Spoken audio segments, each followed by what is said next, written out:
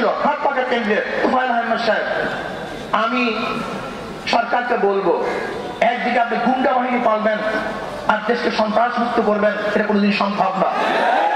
আপনি ধর্ষক পালবেন আর ধর্ষক পেলে আপনি দেশকে ধর্ষণ বন্ধ করবেন, এটা কোনোদিন সম্ভব না। আর আমরা অনেকেই মনে করি সরকার পরিবর্তন, সরকার পরিবর্তন, সরকার পরিবর্তনের প্রয়োজন আছে, কিন্তু কাকে সরকার নিয়ে আসবেন এটা দেখার প্রয়োজন আছে।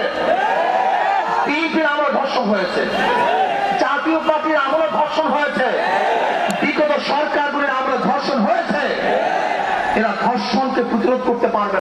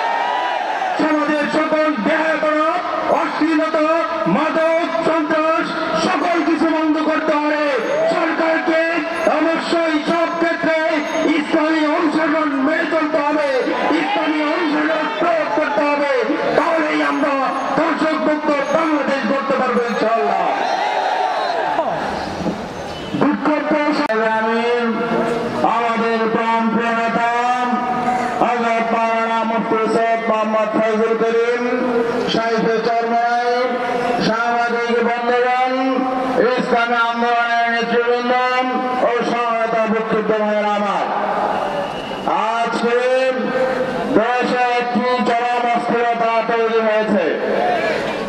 এই অস্থিরতার মূলে এই ভোটবিহীন অবৈধ ক্ষমতাসীন সরকার।